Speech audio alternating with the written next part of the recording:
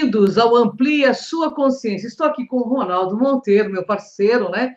E hoje nós vamos falar, né, sobre a rebelião de Lúcifer. Tudo bem, pessoal? Tudo bem, Ronaldo? Como vai você? E aí, Cris, tudo bem? Tudo bem. Vamos falar um pouquinho sobre a rebelião de Lúcifer. É um tema bastante interessante, né? Mesmo porque tanto a questão religiosa, folclórica, é um personagem bastante antagônico, né?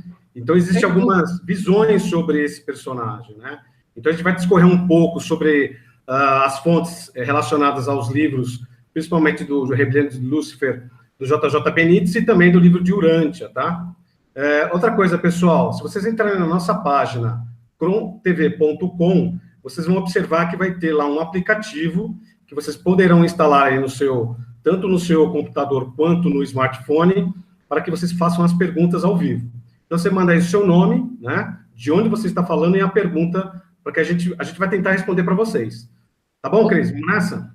E vamos nessa. Bem, pessoal, nesse livro, que é uma obra de ficção, né, do Benítez, que utiliza da forma romancista, né? Ele explora ao máximo a rebelião de Lúcifer para aqueles que acreditam que as coisas simplesmente não são da forma que nos forçaram a acreditar.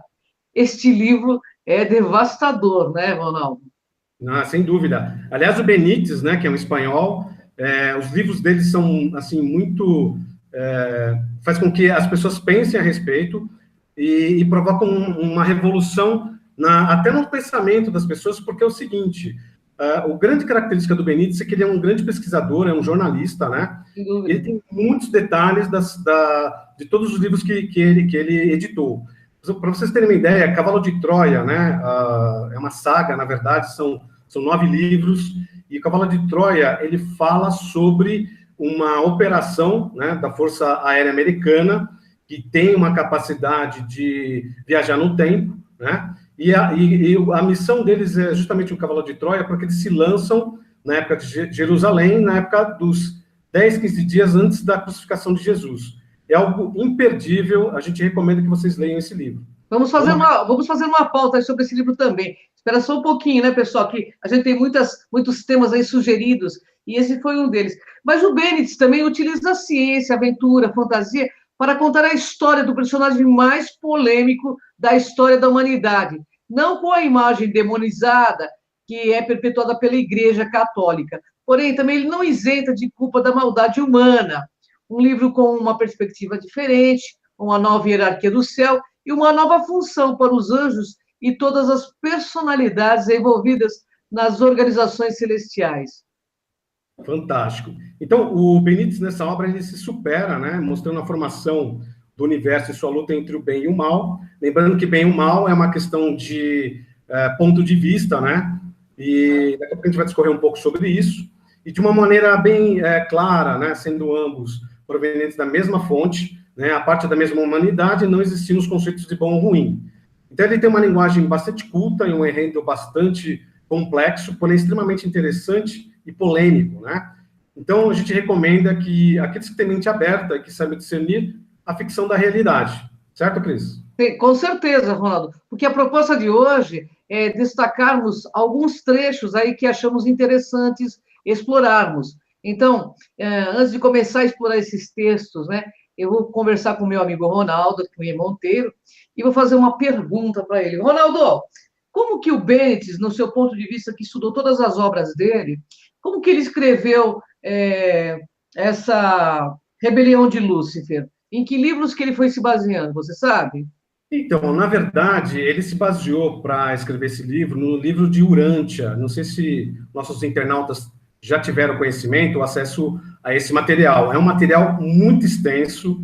Ele conta a história da Terra, que nesse caso ele é denominado como Urântia, porque as fontes e as informações são de milhares e milhares de anos atrás, e esse material ficou aí para que as nações e populações futuras tivessem acesso. Então, também é outra leitura que a gente recomenda. Então, o Benítez, ele tem, até por ser um pesquisador, um jornalista, ele se baseia em fontes que ele julgou interessantes, né, para poder discorrer de uma obra de ficção científica, mas sempre com o aspecto de você ter aquela sensação se é realidade ou não. Ou seja, no final, o leitor vai dizer para si mesmo o que ele acredita e o que ele não acredita. No entanto, pelo menos do que eu já li das obras do Benítez, realmente nos deixam com lacunas para preencher, né? Com situações em que você consegue, pelo menos, ter um discernimento e que existe uma certa lógica, tá? A gente daqui a pouco vai falar sobre isso.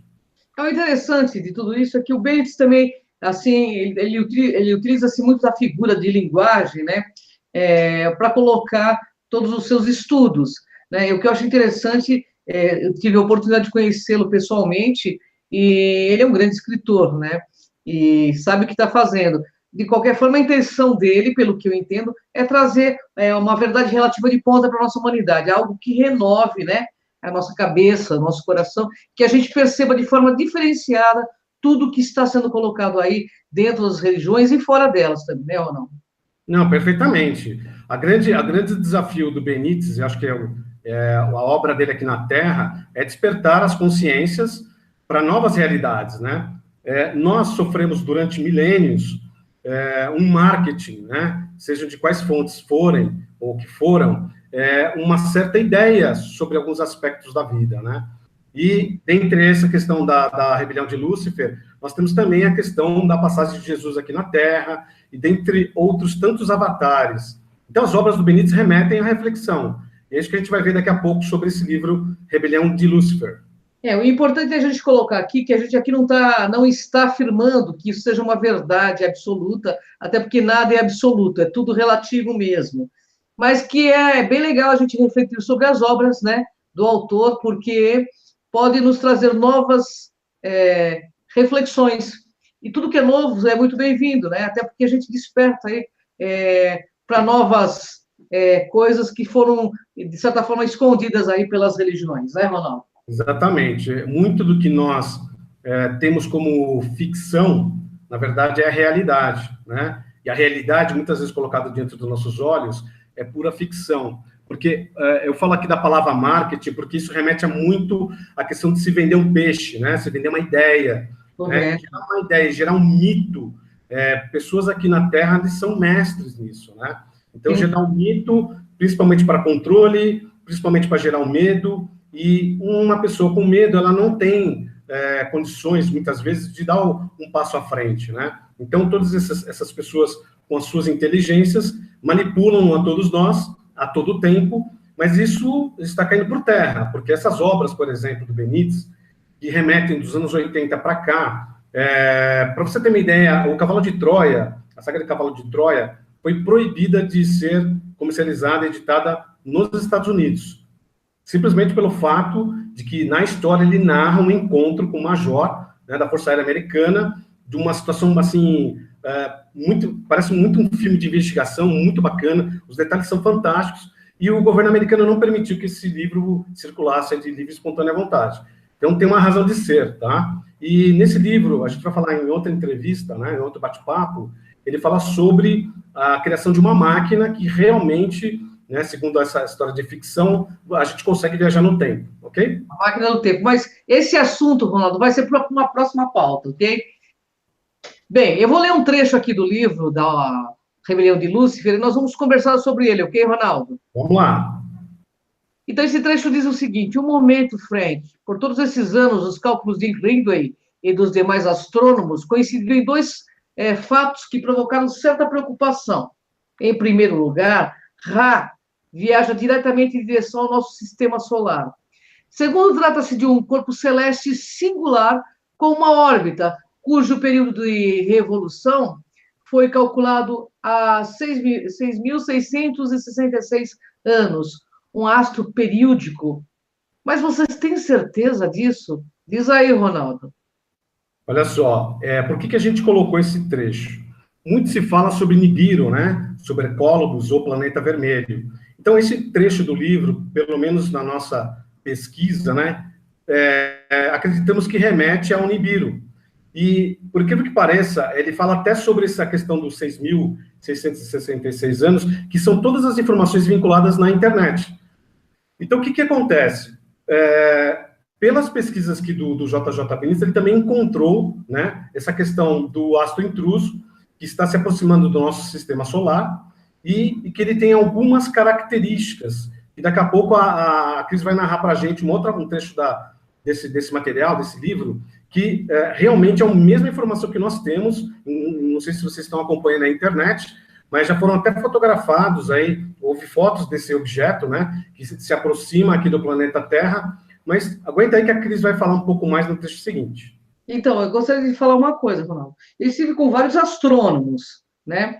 E conversei muito sobre Nibiru. Eles dão risada, eles dizem que Nibiru não existe na concepção astronômica, que isso é uma ficção. Inclusive, estiveram no meu programa, lá no Enigmas. Então, assim, eu estou colocando a opinião da ciência também, porque eu acho assim, nós podemos estar vendo, talvez, até uma grande nave, e a gente pode estar achando que é Nibiru, entende? Exatamente. Então, assim, eu conversei com vários astrônomos e eles refutam totalmente a ideia de Nibiru. Eles dizem que se houvesse esse astro intruso, nós tiraria o nosso planeta praticamente de rota, entendeu? Por conta da própria magnetosfera de Nibiru, se houvesse isso, entendeu? Eu estou falando isso para o internauta porque senão eu vou contradizer todas as informações que o astrônomo deu no meu programa. Só para comentar o que a Cris está falando aí para nós, internautas, o que eu estou relatando é algo que tem no livro, tá? Por coincidência ou não, pode ser também gerador do mito Hercólogos, pode ser. Então, todas as informações aqui são para que vocês reflitam, né? Para que vocês tenham aí as suas próprias pesquisas. O que, pelo menos, eu considerei curioso, essa informação está num livro que foi editado há muitos anos atrás, entendeu? Esse é o principal motivo de se comentar sobre esse trecho, ok? Entendeu? Bom, tem outro trecho aqui, e ele diz assim, que estrutura tem? Jerry Negebauer, de Palomar, obteve há meses os primeiros informes, graças a um dos seus satélites de infravermelho. Ra também tem um núcleo frio, porém um tanto superior ao nosso planeta. Mas o que é mais desconcertante, pessoal, é que esse núcleo aparece rodeado por uma espécie de envoltório. Ainda não sabemos se líquido ou gasoso, cujo diâmetro total é similar ao de Júpiter. Isso aí significa um volume 1000 vezes maior que o da Terra. Como podemos perceber, Ronaldo, porque temos bastante material falando sobre a forma de composição de Nibiru. E aí, como que você diz isso? Então, de novo a questão das fontes que se encontram na internet, né? E esse corpo ele é identificado como um corpo com uma magnetosfera, né? Uma parte densa, e ele tem essa coloração marrom, né? Existe uma cauda, justamente por todas essas componentes que acompanham esse planeta, e que, dentro dessa característica que está aqui no livro, ele pode ser o mesmo objeto que nós tantos... como nós estamos vendo dentro da internet. Então, essa questão, por exemplo, de ele ser muito grande, é questão da densidade. O que a Cris falou é verdade. Se ele se aproximasse muito aqui do nosso planeta, além da verticalização do eixo da Terra, ele, na verdade, tiraria a Terra da nossa posição atual, né? Provocaria provavelmente uma destruição do planeta. Mas é curioso os detalhes desse livro, né? É por isso que a gente convida todos a lerem esse livro e vocês tirarem as suas próprias conclusões. Cris? Sem dúvida. Então, vamos a outro trecho aí, Ronaldo. Em relação ao que eles, os portadores da vida, chamam o supercontrole da evolução, esses documentos dizem outras coisas, que a vida material evolucionária, ou seja, a vida anterior à aparição da inteligência propriamente dita, retunda de uma colaboração entre os mestres controladores físicos e o Ministério da Transmissão de Vida, através de 7 espíritos mestres em conjunção com os ativos cuidados dos portadores da vida responsáveis, em consequência do funcionamento coordenado dessa tríplice atividade criadora. E desenvolve-se uma aptidão físico-orgânica para pensar mecanismos materiais, destinados a reagir inteligentemente aos estímulos do meio exterior. E aí, Ronaldo, o que você me diz disso? Então, uma questão importante que também é mencionada nos livros do JJ Benítez se refere aos engenheiros siderais, né? Então, eles têm todo um projeto que não somente a Terra, né, para serem desenvolvido a vida, né, em todos os seus aspectos, e esses engenheiros siderais, ou esses mestres controladores físicos, eles que são responsáveis por toda a criação. E em relação à rebelião de Lúcifer, ele fez parte dessa administração, né? E daqui a pouco a gente vai falar como é que ele fez parte disso. Mas dentro desse trabalho em que ele foi designado, houve um pensamento de Lúcifer em relação à própria existência de Deus, né? Então, isso acabou provocando, naquele momento, naquela época, todo esse desequilíbrio, né, por conta do pensamento de Lúcifer, e a gente vai ver daqui a pouco o que isso ocasionou na rebelião. Então, mas é uma pergunta que eu tenho que fazer, Ronaldo. Do seu ponto de vista, nesta obra de J.J. Bennett, Lúcifer, então, é uma entidade que poderia ser chamada de um ser, especificamente. Na verdade, ele é um ser comum. Então, ele foi como nós um dia, né? Teve suas experiências em todos os seus aspectos, seja eles espirituais, materiais, enfim. Ele se tornou um anjo, né? Ele se tornou uma pessoa brilhante, inclusive nas suas atividades, né? De arcanjos. Só que naquele momento, o Lúcifer, ele teve um pensamento que levou ele à derrocada, que é aquela questão do o anjo decaído, né? Então, o Lúcifer é uma entidade, é um ser, né? Que veio de outras paragens, de mundos mais evoluídos, e ele aqui na Terra, na verdade, ele teve duas outras entidades que o apoiaram nessa relação com a Terra. E uma dessas entidades é o próprio Satã, que a gente vai falar daqui a pouco. Então deixa eu colocar um ponto de vista aqui de quem pesquisa também. Veja bem, uma coisa que eu discordo em algumas coisas dessa questão é o seguinte, porque pesquisando junto com, em Torá, junto com Deepak, Sankara, junto com a Maria Pereira, que eu faço os programas, todo esse contexto foi colocado numa questão religiosa. Agora, você imagina como que um ser de uma alta hierarquia, que tem um nível de consciência lá em cima, a gente imagina que um ser da denominação de um arcanjo, como ele pode incorrer num erro desse nível? Entende? Eu acho que tem alguma coisa meio estranha, porque quando você toma consciência de algo, principalmente com a questão que discorre no livro, eu achei bastante coerente essa parte de ele ter caído em vaidade, porque ele já era um arcanjo, e para você se tornar um arcanjo, no meu ponto de vista, de tudo que eu estudei em metafísica, você já tem que ser totalmente destituído de vaidades. Então, tem alguma coisa muito estranha que eu vou querer cutucar você aí, viu, Ronaldo? Porque você é um pesquisador. Na verdade, Cris, como eu sempre gosto de deixar bem claro para os internautas, é tudo por uma questão de reflexão, né? Eu aqui também não acredito nem desacredito, eu apenas leio, né, os materiais e faço as minhas reflexões. Mas, olha só, eu concordo com você que numa esfera mais superior, ele vai ter realmente um papel, né, de se destituir praticamente do egocentrismo, né? Então, não tem mais o ego na mente dele, ele não tem mais esse aspecto. Mas, para entender esse processo, precisaria de ler, né, em mais detalhes a obra, que esse é o nosso objetivo nesse bate-papo. Nós estamos instigando vocês a pesquisarem, lerem esta obra e vocês terem as suas próprias conclusões. O que eu posso comentar é muito intrigante a forma como é exposto em relação a essa rebelião, como que ele foi decaído.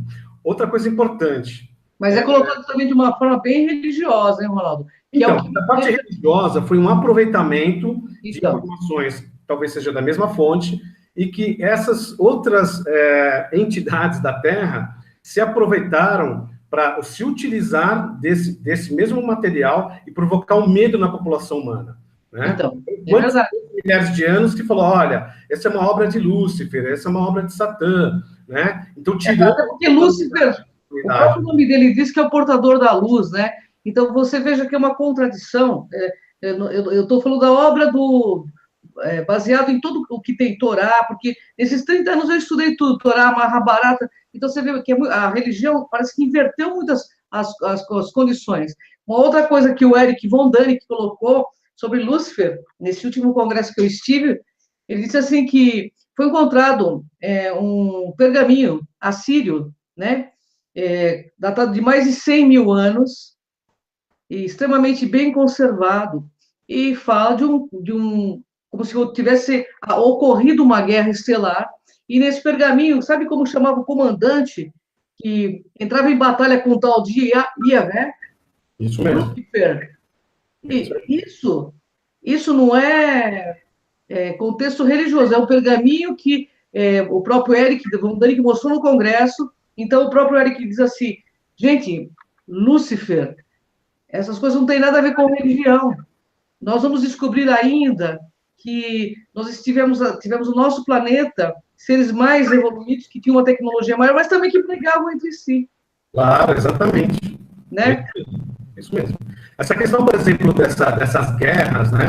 E a gente, aqui foi falado muito bem pela Anabelle, né, em relação aos Anunnakis, por exemplo, você tem as castas, né? Aqui no planeta Terra tem gente que é do bem, e tem gente que é do mal, né? Então não é o fato de eles serem de outros planetas, de outros mundos, que não existe uma discordância, né? Existe uma discordância entre eles. Né? Existem os fundamentalistas, né, em cada uma dessas raças. Então tem essa questão da própria moral desses seres, dessas outras humanidades, que realmente existe muito conflito, né? Então, esses conflitos acabam se refletindo aqui na Terra. Então, também até o que a gente tem acompanhado no History Channel, e tantas outras fontes, falando sobre eram os deuses astronautas, né, com Van Däniken, que fez obras maravilhosas em relação a um excelente pesquisador, mas nos remete sempre à questão de como eles participaram da evolução aqui do planeta Terra. Inclusive, o que eu queria comentar é o seguinte: para qualquer evolução, seja qualquer tipo de evolução social, econômica, o que acontecer dentro da nossa sociedade, ela acontece de duas formas, né? A primeira forma é quando a gente passa uma necessidade, né? Quando a gente tem algumas dificuldades, a gente sempre pensa numa maneira de evoluir, seja na parte agronômica, seja na parte de criar produtos, enfim, na troca, né, de produtos entre as pessoas, enfim. A gente está numa dificuldade, e para vocês terem uma ideia, o que a guerra provocou para a humanidade? Por incrível que pareça, a guerra provocou um salto, né, em muitas questões, por exemplo, tecnológicas, né, se vocês talvez tenham pesquisado, mas, por exemplo... O microfone está falhando, Ronaldo. Está falhando? Bastante. Deixa eu só fazer uma configuração aqui, só um minutinho, por favor. Eu vou alterar aqui. Vamos ver se melhora, tá, Cris? Melhorou aí? Só um ponto que você está falando. Eu vejo assim que o cume da evolução é o fraternismo. Então, assim, por mais evolução que nós tenhamos tido com guerras, ainda no meu ponto de vista, é o aprendizado pela dor, sabe? Ou você aprende realmente no fraternismo, porque amar a gente não sabe mesmo, né? Ou você aprende pela dor. Mas o que eu queria voltar ao tema da rebelião de Lúcifer é o seguinte: eu acho bastante contraditório, porque a religião inverteu muito conhecimento. E ela inverteu o conhecimento a favor dela mesma, porque você pode ver que todos os grupos religiosos são muito ricos, enquanto a humanidade morre de fome, né? Eu acho que o único erro dele foi ter colocado esse enfoque religioso dentro da questão da rebelião de Lúcifer. Porque ele podia ter colocado, porque ele é um pesquisador, ele fazia parte do Projeto Amar, eu estive com ele, com o Charles Pazuello, ele tem esse conhecimento ufológico, sabe? E há pouco, como eu disse, isso vem ao encontro, inclusive, desse tema rebelião de Lúcifer, o Eric von Däniken mostra, então, no Congresso, esse pergaminho assírio, que diz que numa única noite, quando Iavé discorre numa briga quis expulsar esse comandante, o que aconteceu? Ele matou mais de 100 mil assírios com um clarão que foi dado em cima. Então, assim, eu tenho muito pé atrás quando a coisa se volta para o lado religioso, até porque eu não tenho religião, mas, assim, eu vejo muita inversão dentro da religião, esse Deus tirano que é colocado, sabe? Essa coisa que, contraditória, por exemplo, Deus te ama, né? Mas se você não amá-lo, você vai para os quintos dos infernos, entendeu? Essas contradições que existem na religião me pegam muito. Mas isso já tem... Está falhando Falhando, seu microfone. Está falhando ainda? Muito. Então, deixa eu só continuar falando aí que eu vou alterar aqui a minha configuração, tá bom? Tá. Então, essas contradições que me pegam muito. Eu vejo os livros dele como mais uma figura de linguagem, não especificamente como uma verdade absoluta, mas assim, tem a sua verdade, mas é bem relativo, entendeu? Mas está me ouvindo melhor, Cris? Melhorou. Melhorou, né? Melhorou. Essa questão da inversão de valores, não há dúvida nenhuma que foram mecanismos utilizados pelas essas religiões para controlar as pessoas, né? Para gerar um medo. Isso que você falou, para mim, é uma verdade, porque, olha só, Deus, ele é onipresente, Deus, ele é onipotente, e Deus é amor, né?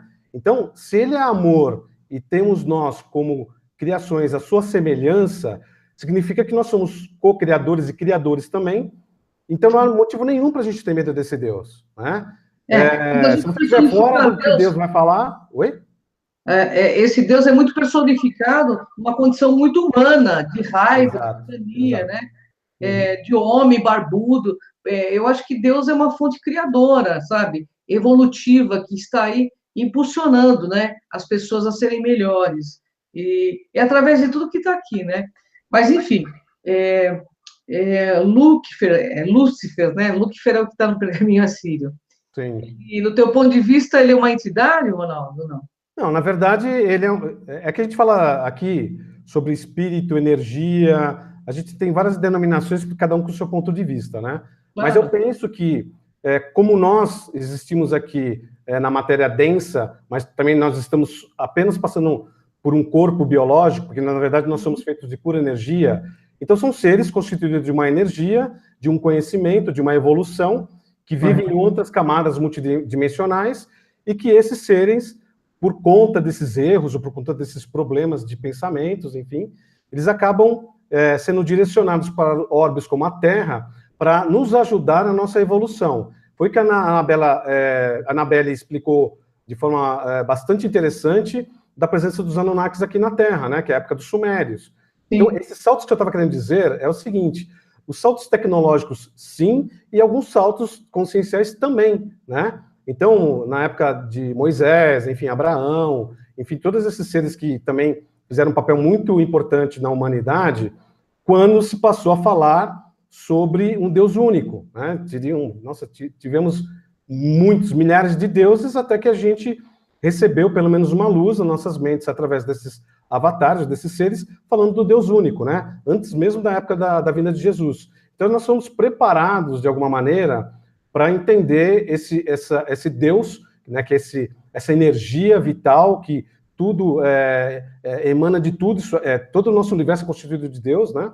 Então, nós fazemos parte desse universo, mas coexistindo com Deus, né? Então, Deus, ele atua, segundo essas obras, né? O Deus atua através da gente, né? Através de todas as nossas ações, as nossas reações, as nossas experimentações. Cris? Então, Ronaldo, eu acho interessante assim. Eu tiro muita conotação religiosa, porque você sabe que não tem religiões, mas eu sei que essa força é atuante, e também o que para mim seria o Satã, é o próprio ego. O Satã é a formação do ego de cada ser humano, sabe? Aquela densificação realmente no mal, da não compreensão, que eu acho que isso que realmente é essa energia. Não é especificamente um homem ou uma figura mitológica. Mitológica, é isso mesmo. Mas, assim, uma energia que você opta. Mas eu tenho muito esse questionamento. Inclusive, eu perguntei para o Charles Pazuello, que era amigão do...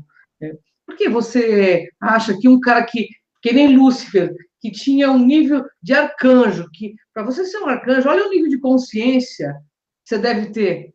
Você vai escorregar por causa de uma bobagem como essa? Traição, uma coisa tão pequena, né? Eu acho meio contraditória essa história. Parece mais uma história de carochinha, sabe? Para imitar a Bíblia. Deixa eu pegar aqui. Deixa eu te falar, Cris, tem um trecho aqui que eu gostaria de falar. Aliás, pode falar, Ronaldo. Né? Para a gente ter um pouco mais ideia do livro de Urântia, né, em relação à rebelião de Lúcifer. Olha que interessante. Lúcifer era um brilhante filho Lanonandek, primário de Nebadon. Possuía experiência de serviços em muitos sistemas, havia sido um alto conselheiro do seu grupo e distinguira-se pela sabedoria, sagacidade e eficiência. era o número 37 da sua ordem e, quando indicado pelos Melquisedeques, fora distinguido como uma das 100 personalidades mais capazes e brilhantes entre mais de 700 mil de sua espécie. Vindo de um começo tão magnífico, por meio do mal e do erro, abraçou o pecado, e agora está numerado como um dos 3 soberanos de sistemas em Nebadon, que sucumbiram ao impulso do ego e renderam-se aos sofismas de uma liberdade pessoal espúria. A rejeição da lealdade universal, a desconsideração pelas obrigações fraternais e a cegueira para as relações cósmicas. No universo de Nebadon, domínio de Cristo Micael, há 10 mil sistemas de mundos habitados. Em toda a história dos filhos Lenonandeques, durante o seu trabalho em todos esses milhares de sistemas e na sede central do universo, apenas 3 soberanos de sistemas respeitaram o governo do Filho Criador. Exatamente o que você comentou há pouco, né? Como é que um ser com essa capacidade cometeu esse erro e ele acabou sendo destituído de toda essa a parte que ele era mais magnífico no seu trabalho, entendeu, Cris? Então, eu já li o livro de Urântia, eu já inclusive entrevistei o pessoal de Urântia, respeito muito, mas eu acho que é um livro canalizado, sabe? O livro de Urântia foi canalizado. Então, veja bem, quando você canaliza, e hoje foi pesquisado já sobre a questão de canalização, 30% é um bloco de informação que você traz de verdade. O resto é tudo da cabeça do canalizador. Então, acho que a gente precisa separar bastante coisa, porque se a pessoa tem crença em Jesus, em Buda, ele vai colocar essas questões como sendo a verdade, entendeu? E é o que a gente vê muita confusão nisso, né, Ronaldo? Eu não estou aqui defendendo Lúcifer, nem... Eu acho que existe uma força da entropia, que é a força da inconsciência, sabe? E as pessoas fazem questão de ficar nessa força da entropia, mas fazem questão porque vê a zona de conforto, vê realmente uma vantagem, né? Então, a gente acaba, por conta de ficar nessa zona de conforto, que lá na frente vai ser a nossa zona de confronto, a gente acaba não querendo sair. A gente espera entrar nas crises existenciais, a gente espera tudo isso para a gente ir buscar o que nós somos. Concordo com você. Essa questão, por exemplo, de atuação junto à humanidade, né, operando em nosso ego, né? Então, assim, existe uma característica humana que é o seguinte: qual o tom, né, de vida que nós temos aqui na Terra? Quais são as frequências que nós estamos participando neste momento? Nós estamos mais para a parte negativa ou positiva? Nós estamos mais para o amor ou para a dor? Então, essas influências desses seres para conosco é o que vai dizer o resultado da nossa vida, né? Mas se alguém falar para nós, olha, roubar é certo ou matar é certo, vai a tua consciência que vai dar uma resposta em relação ao que você está ouvindo, né, ou considerando, né? Então, os aspectos que esses seres fizeram durante milênios foi mais uma questão de puxar a pessoa que já tem as suas inclinações, as suas sombras, né, ou a sua luz para aquilo que ele está se deparando, né? Por uma questão mais de reação a essas tantas situações que tem na vida. Então, as decisões são tomadas todos os dias pelo que a gente sente, né? E praticamente o que a gente tem de vibração dentro do nosso coração. Então, vai demandar uma situação positiva ou negativa, dependendo do qual música a gente que estamos escutando naquele momento. Cris? Na verdade, eu penso que tudo no universo é energia, frequência e vibração, que nós somos uma antena e a gente vai captar o que tiver a ver conosco. Se você colocar do ponto de vista de um animal enxergar o ser humano, eles vão ver a gente como seres extremamente negativos. Porque o ser humano, por onde passa, ele deixa um rastro de destruição e dor. São poucos os seres humanos que realmente têm uma atitude mais lúcida, de amparo, de fraternismo, né? Então, eu vejo as igrejas se debatendo, já o Satanás que faz isso. Olha o que o ser humano está fazendo com o planeta Terra, sabe? Se o planeta Terra está esse caos que está, é porque nós somos um caos. E do caos vai nascer uma estrela. Mas, para isso, precisa passar pela maturação da consciência. Porque uma consciência fechada no egoísmo, exatamente, fechada nas sombras, ela não vai conseguir nunca acessar sua parte búdica, crística, porque ela, principalmente se ela não quiser sair dessa zona de conforto e ficar sempre presa nos quadradinhos das religiões. Que a religião fala assim, reza, senão você vai para o céu, para o inferno. O cara só reza porque ele tem medo de ir para o inferno. Ou seja bonzinho, porque senão você vai para o umbral. Então o cara começa a ser bonzinho, não é porque ele faz uma reforma íntima, porque ele tem medo do que pode acontecer com ele após a morte, entende? Então eu acho que está na hora de nós, enquanto humanidade, né,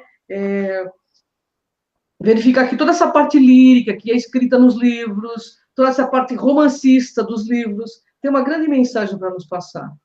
Da queda no ego, da queda e da ascensão. Então, que a gente possa ter, nesse momento de crise e tal, um momento de ascensão. Porque são figuras de linguagem, assim como a Bíblia é figura de linguagem, entendeu? Eu acho que a gente tem que estar muito atento a isso, porque não é o medo que vai nos tirar desse patamar, mas a tomada de consciência real de quem somos, né? Que é o mais importante. Eu acho fantástico as obras do Benedito, acho fantástico, acho que ele escreve muito bem, mas eu acho uma misturada, né, entre religião, entre ciência, ele quer falar um pouco de cada coisa, até para convencer, mas para quem tem um mínimo de entendimento, você vê assim, começa a questionar, pô, o cara não era um semideus, um arcanjo, o nível de um arcanjo, por exemplo, é o nível de consciência para mim chegar 10 milhões de anos, entende? O cara é co-criador da raça humana, entende? Então, assim, tem muitas coisas que ainda são paradigmas religiosos colocados assim como pseudos-verdades, entendeu? Então, é uma questão importante de deixar claro para os internautas, novamente, é uma obra de ficção científica. Sim, sim. Você colocou muito bem, é uma questão de interpretação do leitor, né? Eu acho que a grande característica do livro é que a gente tem, pelo nosso livre-arbítrio, toda aquela parte de criação mental sobre aquele que a gente está lendo, nós somos co-criadores até de uma obra dessa. A gente vai por um caminho ou outro, mas dependendo de toda a nossa configuração da nossa alma, né? Das nossas crenças. Acho que o mais importante em relação a esta obra ou outras obras é aquilo que você tem como reflexão. Mas de uma coisa, os internautas podem ter certeza nesse trabalho que a gente, pelo menos, fazemos com muito carinho, né? Com muito amor para todos os nossos internautas e todas as pessoas que a gente conhece, é remetermos a uma reforma íntima. É sabermos quem nós somos, né? A capacidade que nós temos de criar, né? A capacidade de a gente ter mudança desse planeta e do orbe, do cosmos, se a gente quiser, né? Esse é o grande desafio em todos os nossos trabalhos, porque se nós entendemos as capacidades que nós temos e o que realmente a gente pode transformar, tanto a nós como indivíduos e ao planeta, com certeza tudo vai melhorar em nossas vidas futuras. Sem dúvida, e também uma coisa muito interessante, porque até um grande mestre aí da humanidade, ele deixou uma questão dizendo o seguinte, não há maior mal a temer do que aquele que habita em vós. Ou seja, o que habita em nós é uma confusão de ideias e ideais, é uma sombra muito poderosa, mas que pode ser aliada da nossa luz se a gente buscar a compreensão. E a gente vê que hoje nós estamos num momento que as pessoas estão buscando. Eu vejo que tem bastante gente buscando, mas tem muita gente ainda na zona de conforto, né? Entre aspas, que essa zona de conforto são as religiões, né? E aí elas dão, como nós já conversamos, elas dão tudo, achando que essa troca, essa permuta de bens materiais sobre favores espirituais que elas fazem, sejam nas igrejas evangélicas, em centros de umbanda, nada mais é do que um contrato pequeno que ela assina com essas entidades para permanecer na sombra, do meu ponto de vista. Sabe? Porque você só vai ter o que você criar. E essas pessoas acreditam que elas só vão ter o que for dado. Então, elas se portam, de certa forma, como mendigos espirituais, né? Então, está na hora da gente sair e realmente ser imagem e semelhança dessa força criadora. Aceitar ser imagem e semelhança. Porque a gente nega muito essa força criadora em nós. E o que é essa imagem e semelhança? Tudo que foi criado nesse planeta, no meu ponto de vista, tem que ser respeitado, né? E a gente passou a não respeitar as coisas da natureza e nem a natureza das coisas. E aí o que acontece? O ser humano começa a perder, então, no meu ponto de vista, o contato com os seres da natureza. E se você começa a estudar o Wicca, foi isso que aconteceu. O ser humano tinha toda uma multidimensão que ele tinha contato e, de repente, ele perde, por conta de agressão à própria mãe natureza, né, ao espírito da terra. Então, eu acho que nós precisamos nos reconectar ao que somos, sabe? Partes da natureza, né? E parar de agredir a natureza, que a gente fazendo tanto, né, hoje em dia. E que isso é muito triste. Isso eu acho que é uma coisa satânica que existe em nós. Porque satânico no Torá significa ego, o Deus do ego, entendeu? É uma coisa escura que está em nós e que a gente precisa conscientizar, trazer à luz, né?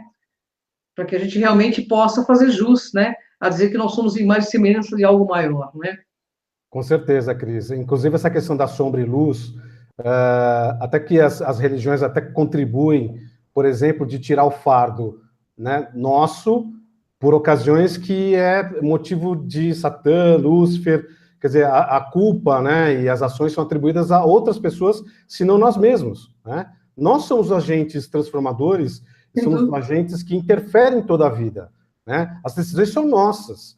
E uma vez que a gente entende a parte da nossa sombra, né, ou essa parte do ego, ou enfim, as nossas características interiores, é que a gente vai poder enfrentar melhor a vida e a gente colocando mais a nossa parte positiva.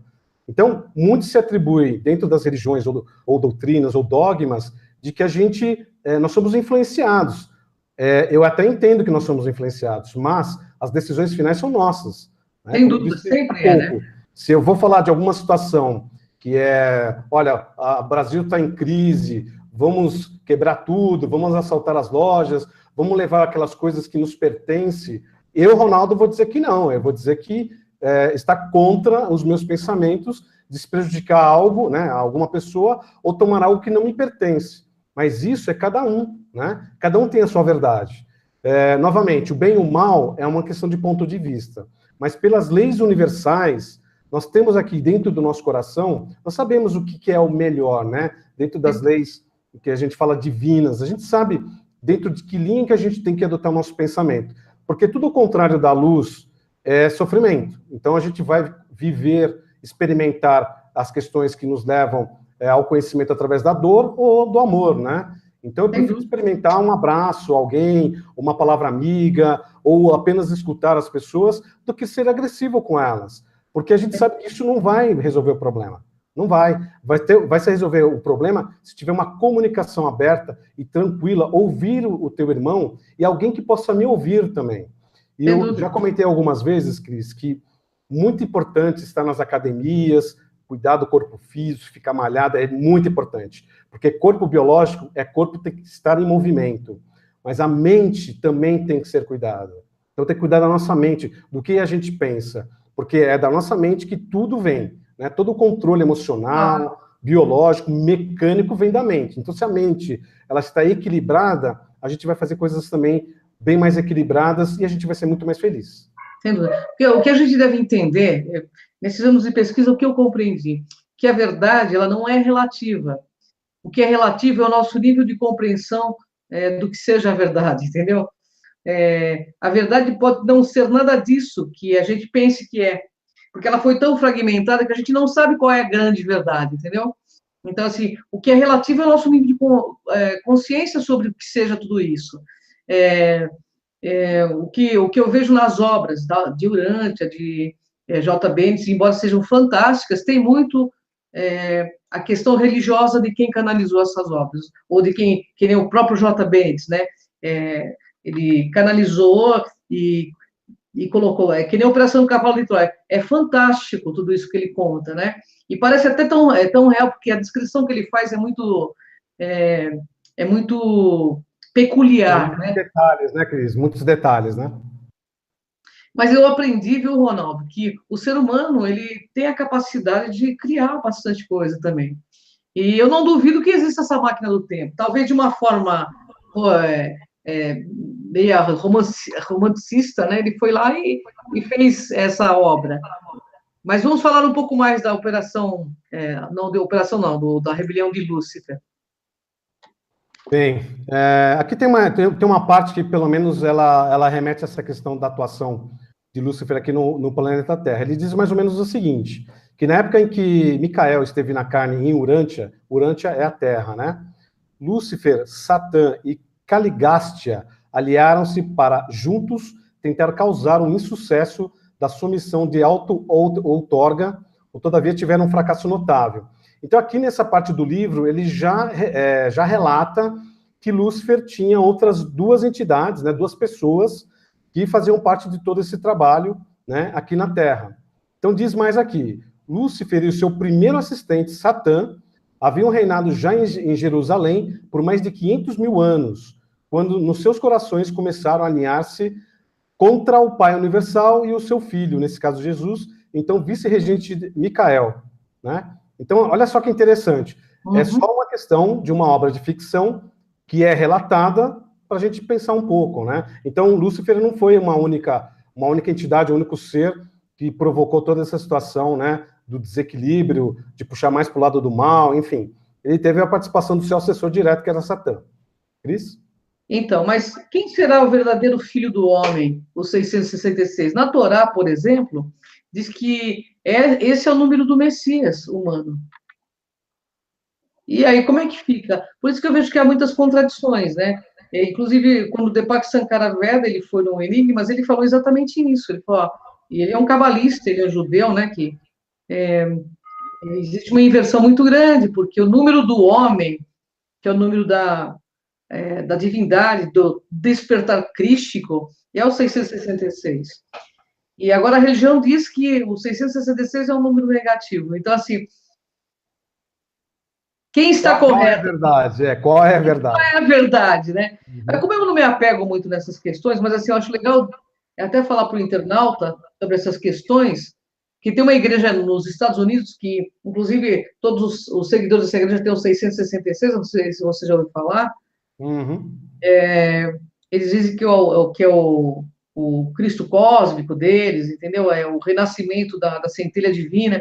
O que eu penso particularmente é o seguinte, independente de qualquer coisa, nós escolhemos de que lado nós queremos estar, né? De que força nós queremos estar. Como você disse, nós temos esse poder de escolha, né? E para ver como nós ainda estamos muito equivocados, é só olhar para o planeta Terra. O que nós estamos, enquanto humanidade, Deus humana, desumana, Ronaldo, olha isso. Deus humana, desumana. Nós somos desumanos. E eu falo isso porque, assim, embora eu ainda sou, como carne, então sou carnívora, ainda não, claro, num nível menor, mas se a gente tivesse um pouco de compaixão, nós não faríamos com os animais nada do que está sendo feito, com as crianças, a fome na África, porque o planeta Terra, ele é um planeta que tem muita diversidade de alimentos. Então, não precisaria ter tanta diferença social, né? Então, eu acho que dominam as pessoas por um pedaço de papel pintado chamado dinheiro, que rouba, inclusive, muita energia psíquica das pessoas, né? Então, assim, esse é o verdadeiro Deus da humanidade, do meu ponto de vista. O verdadeiro Deus que a humanidade se curva, se rende, é o dinheiro. É o dinheiro. Por esse papel pintado, as pessoas se matam e matam as pessoas. Você sabe que os países que fazem guerra, não sei se o nosso internauta sabe disso, mas os países que fazem guerra, por exemplo, os Estados Unidos entram em guerra com a Coreia do Norte. Se a Coreia do Norte perde a guerra ou vice-versa, depois eles têm que pagar todo o gasto para os Estados Unidos. Quando eu fiquei sabendo disso, porque eu fiquei em choque, porque eu falei, então está escrito, né? Tá dito. Então, isso aqui é uma atitude mais satânica do que essa, né? Você inventa uma história para um monte de gente morrer na guerra, geralmente nem um filho de político, né, de político famoso, ou que tem que seja abastado financeiramente, e enquanto a humanidade toda vai para lutar por trustes e ideais que são deles. Então, o que precisa acontecer, do meu ponto de vista, é o pessoal acordar para a sua própria luz e parar de acreditar, porque existem guerras aí, multisseculares religiosas, por exemplo, em nome de Deus. Que Deus é esse que quer que o cara vai lá e se coloque um negócio de bomba na cintura, um cinto de bomba e se exploda, para se encontrar com 21 virgens lá no céu, né? Então, eu acho que está na hora do povo começar a acordar, entendeu? Que isso vem sendo repetitivo, né? E que a gente precisa começar a acordar para a gente não cair mais nesses engodos. Afinal de contas, que Deus real está coordenando a sua vida nesse momento? Que Deus real coordena as suas atitudes no dia a dia? É Lúcifer? É Satã? É um Deus de amor e bondade? Porque o Deus que coordena a sua vida se você estiver em ressonância com essa força, vai fazer com que você tenha atitudes no cotidiano de bondade, beleza e verdade, ou o contrário delas, né? De inversão total. E o que a gente vê no planeta hoje, o que é? O que é? Um Deus que... Se há um Deus que está coordenando esse planeta, é o Deus da inversão. O Deus dos espertos, o Deus que passa a perna nas pessoas. Aí as pessoas fazem tudo isso durante a semana e depois vão para suas igrejas rezar. Então, assim, eu questiono muito, e devo admitir para você, Ronaldo, como meu amigo e meu parceiro, que às vezes eu vejo a religião como o maior entrave da vida espiritual do ser humano, porque muitas coisas são apresentadas como verdades que não são verdades, porque se a gente tem a concepção de que Deus é uma força criadora do bem, da bondade, da beleza e da verdade, realmente poucas pessoas nesse planeta acreditam nesse Deus. É só olhar a atitude do ser humano com qualquer outra espécie. Não precisa ser de outra espécie, não. A própria espécie humana, no dia a dia, no trânsito. O ser humano compete o tempo todo, entendeu? Essa competição, essa guerra, né, do ego, é o tempo todo, né? Uhum. Então, assim, voltando à rebelião de Lúcifer, eu acho que ainda há uma grande rebelião. Como psicanalista, eu acho que o ser humano está em profunda rebelião com essa força trevosa, seja Lúcifer, seja Satã, sei lá qual nome eu vou dar, porque eu não conheço bem essas histórias assim religiosas, mas o ser humano tem uma irmandade com essas forças. É só olhar para o planeta que nós estamos. Nós não temos merenda para as nossas crianças, né? Nós não temos um monte de coisas, hospitais, por exemplo, pela ganância do ser humano. Você vê o quanto é difícil levar um trabalho de consciência, as pessoas entram em canais para ouvir besterol e não entram num canal de consciência, para abertura de consciência. Tem 10 bilhões de pessoas inscritas no canal, que é sessão besterol, e 20, 30 mil pessoas inscritas num canal de consciência como o nosso, como o do Flávio Vale, como de outras pessoas que estão aí batalhando para trazer um nível de lucidez maior. Então, é você só perguntar, quem está causando essa rebelião? É Lúcifer? Ou é a aceitação do mal em nós? O cara lá, o rapaz de 33 anos, ele já não dizia, não há maior mal a temer do que aquele que habita em vós? Quem é dono da sua cabeça, internauta? Para que lado você pende realmente? Você tem coragem de olhar para você mesmo e dizer para quem você está trabalhando aqui na Terra? Para o fraternismo, para a humanidade ou para o egão siderado que você tem? Então, eu puxo a orelha mesmo dos internautas porque eu quero todo mundo desperto, vamos mudar isso aqui, né, Ronaldo? Eu acho que isso é possível. E essa rebelião... Essa rebelião e esse Armagedon que o pessoal fala tanto, estão acontecendo nesse momento, na sua vida, na minha vida, na vida de todas as pessoas. Esse confronto de treva e luz é o tempo todo esse embate. Mas aí, como disse o Ronaldo, que lado você pende? Qual é o lado que você está? Essa queda de braço vai ser para o positivo ou negativo? A questão não é, né? A pessoa não, é só olhar. Gostaria que fizesse com vocês o que você está fazendo com os outros, ou com os animais? Então, Ronaldo, eu acho que é uma questão... Esse programa, na realidade, a gente já fez ele de propósito para conscientizar mesmo, né? Reflexão, né? Claro, até porque, como figura de linguagem, a Bíblia é muito legal, todos os livros... mas tem muito de ego humano, né? 90% de ego humano, né? Você vê assim que... E é sempre as mesmas questões, o bem contra o mal. Até quando a gente vai precisar ler tudo isso novamente, ficar lendo multissecularmente esses livros considerados sagrados, até a gente entender que a opção é sempre nossa, de que ninguém está pagando nada. É nós que fazemos as coisas acontecer, não é, Ronaldo? Tem uma questão que eu acho importante comentar, está dando um eco aí para vocês, né? Mas o que acontece? As escolhas que a gente faz em relação à questão até vibratória, por exemplo, permite com que as pessoas liguem uma televisão e vejam durante horas tudo que é violência, morte, assassinato, tudo aquilo que vai gerar medo. Então, pessoal, internautas, saiam dessa vibração, desliguem a televisão, desligue qualquer canal que promova o medo. Busque abrir os canais que geram o bem, né? Que geram a tranquilidade, a prosperidade e ajuda ao próximo. E aí a tua vida, a nossa vida vai ser melhor.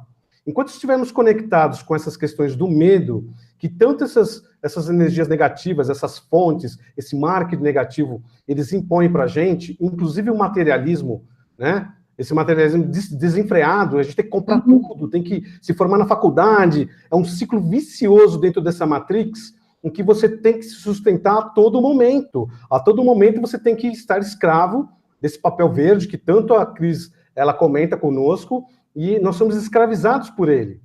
Evidentemente que a troca de produtos e serviços no mundo, é necessário. Hoje o escambo através do dinheiro, mas nós podemos ter uma comunidade humana que nós vamos trocar o quê? Experiências. Um faz uma roupa, o outro faz uma comida, o outro tem as suas galinhas com os ovos. Se a gente começar a pensar no escambo original, ele era muito mais interessante. Porque Sim. não precisava se matar as pessoas, existia uma troca nessa sociedade antiga. Hoje se luta e se guerreia, né? Tem todas essas guerras, uma pela questão filosófica, né, e religiosa, e outra pela questão do dinheiro. Uma coisa que você falou, Cris, até para a gente fechar aqui o nosso bate-papo, é que as guerras, elas têm uma lucratividade gigantesca.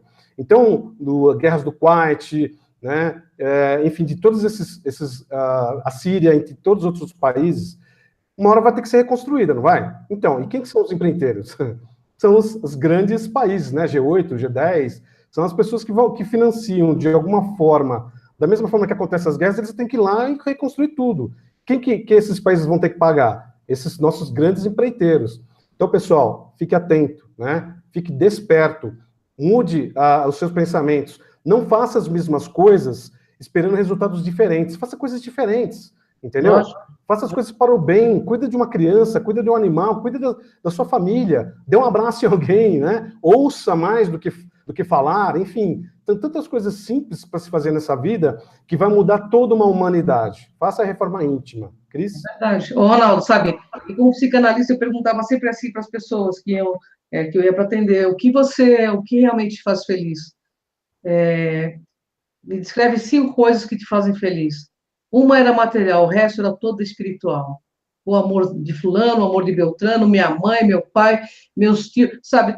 Essas coisas que são reais e que a gente vai levar sepultura dentro, eternidade afora, que nos fazem felizes, sabe? Você não é um outdoor para você ficar se matando para usar uma marca, porque eu vejo hoje as crianças roubando tênis aí uma das outras, porque o tênis custa mais caro do que o salário que o pai ganha. Então, gente, vamos ter noção, sabe? A mudança e essa rebelião, ela nunca terminou. Ela está dentro de nós, essa rebelião entre o bem e o mal. Mas cabe a nós optarmos. Afinal de contas, é bom que a gente abra bem os olhos antes de fechá-lo.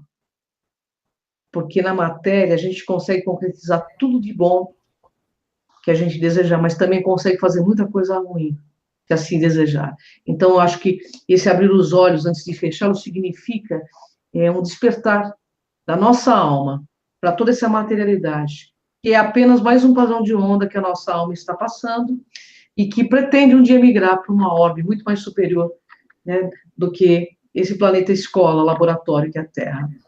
Que, do meu ponto de vista, é um belíssimo planeta, e eu agradeço profundamente estar aqui com todos vocês, que são os nossos internautas queridos, com o Ronaldo Monteiro, porque é um planeta de aprendizado constante.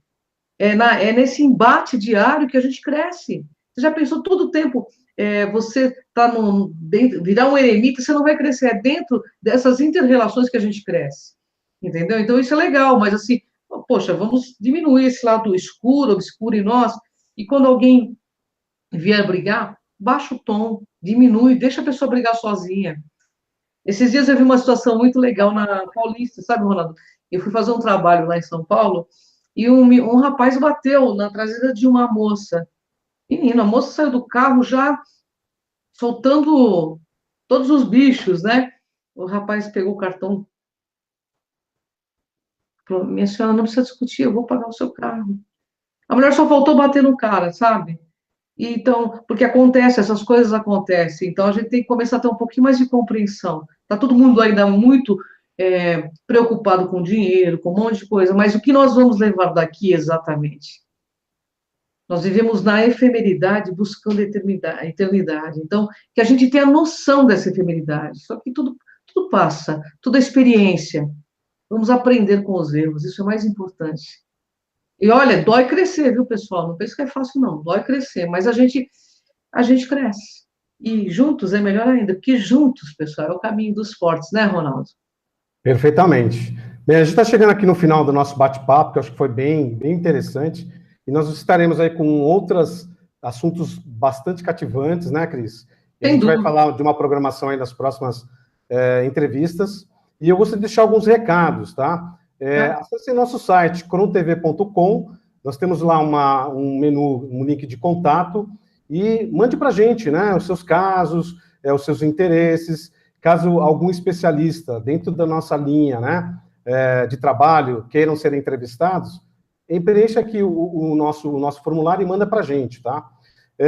Em breve a gente vai lançar o nosso primeira turma aí do Ufuturismo, que vai ser uma surpresa para vocês.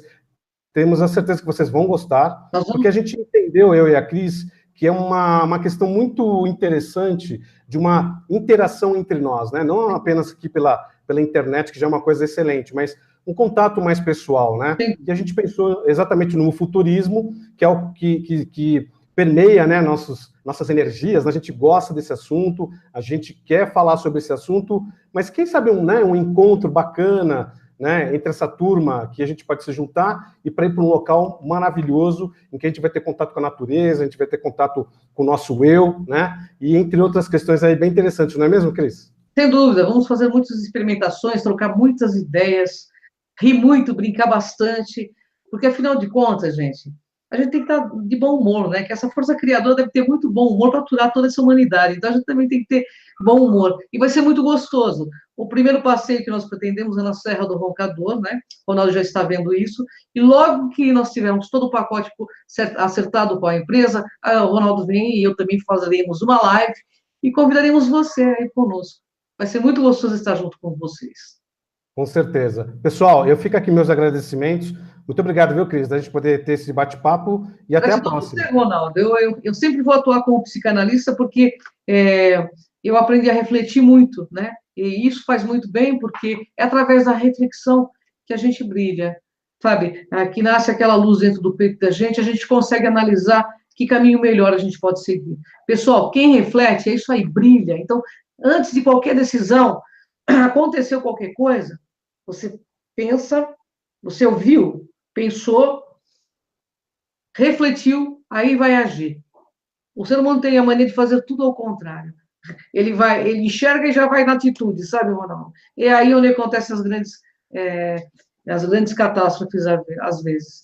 Pessoal, gratidão, Ronaldo, uma honra estar com você sempre, você é meu irmãozão de alma, e a você também, internauta, um grande beijo.